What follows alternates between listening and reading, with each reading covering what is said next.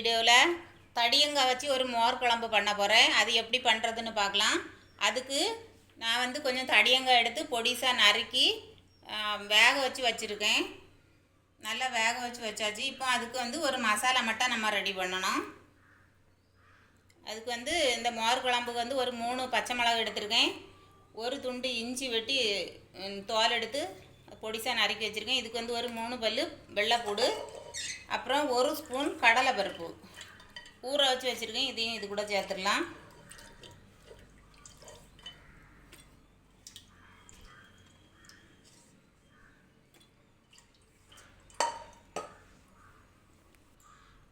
அரை ஸ்பூன் ஜீரகம் போட்டிருக்கேன். இப்போ இதை வந்து நல்லா மிக்சியில் நல்லா மைய அரைச்சிட்டு வந்துடுவேன். பாருங்கள் மக்களே, இந்த அளவுக்கு நைஸாக அரைக்கணும். இப்போ இதை நம்ம வேக வச்சு வச்சுருக்க தடியங்காயில் சேர்த்துடலாம். இதை இதில் சேர்த்தாச்சு. இப்போ இது வந்து ஒரு 2 கொதி நல்லா கொதிக்கணும். அந்த நம்ம அரைச்சி போட்ட மசாலாவோட பச்சை ஸ்மெல் நல்லா போகணும். அதுக்கப்புறம் இறக்கி வச்சு கொஞ்சம் ஆற வச்சு நம்ம தயிர் விடணும்.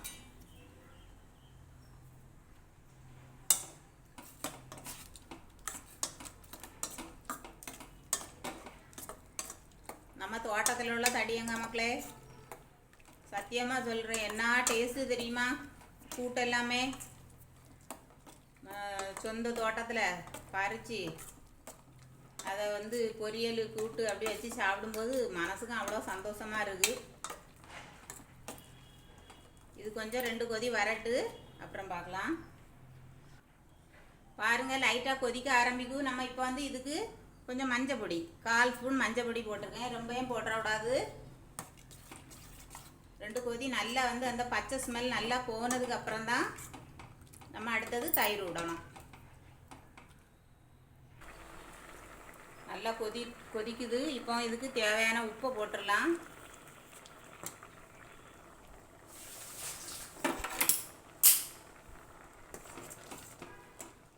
இன்னும் ஒரு 2 நிமிஷம் நல்லா வேகணும். அந்த மசாலா வந்து பச்சை ஸ்மெல் நல்லா போகணும். இன்னும் கொஞ்சம் இருக்குது. பாருங்கள் மக்களே, மோர் குழம்புக்கு இந்த தடியங்காய் மசாலா எல்லாம் போட்டு அது கொதிக்க வச்சு அந்த பச்சை ஸ்மெல்லாம் போய் நல்லா ரெடி ஆகிட்டு, இப்போ இதை நம்ம கீழே இறக்கி வச்சுருவோம். இப்போ இதுக்கு ஆற வச்சுருக்கேன். இப்போ இதுக்கு ஒரு தாளிப்பு போட்டுடலாம். அதுக்குள்ளே கொஞ்சம் ஆறிடும். தாளிப்பை போட்டுட்டு நம்ம தயிர் அடித்து விட்டுற வேண்டியதான். இப்போ அதுக்கு வந்து எண்ணெய் ஒரு 3 கரண்டி எண்ணெய் போட்டிருக்கேன்.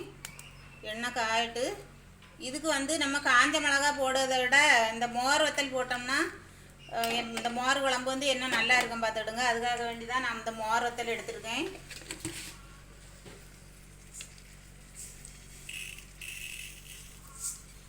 கடுகு 1 ஸ்பூன்,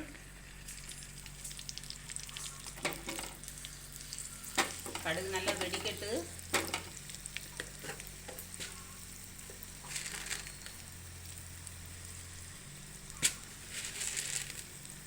உளுத்தம் பருப்பும் கொஞ்சம் போட்டுக்கலாம்.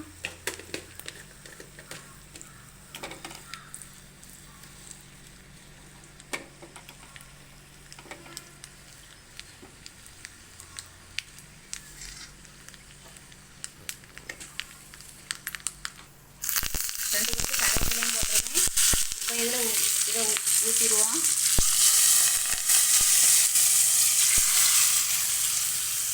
இப்போ கொஞ்சம் சூடு ஆறிட்டு இப்போ இதுக்கு தேவையான தயிரை நம்ம அடித்து ஊற்றிடலாம். இதில் 1/2 லிட்டர் தயிர் எடுத்து நான் மிக்ஸி ஜாரில் வச்சுருக்கேன். தயிரை நல்லா ஒரு அடி அடித்து எடுத்துக்கொண்டு நம்ம இது குழம்புல விட்டால் போதும். தயிர் குழம்பு ரெடி ஆயிரும். இப்போ நான் அடிச்சுட்டு வரேன். தயிர் வந்து நல்லா அடித்தாச்சு. நம்ம மிக்சியில் அடிக்காமல் விட்டோம்னா ஒரு மாதிரி திரு திருன்னு இருக்கும். அதனால தான் நான் அடிச்சுட்டு வந்தேன். இவ்வளோதான் தயிர் குழம்பு. நான் இப்படி தான் மக்களே பண்ணுவேன். நீங்களும் இதே போல் ஒருக்கா ட்ரை பண்ணுங்கள். சூப்பராக இருக்கும்.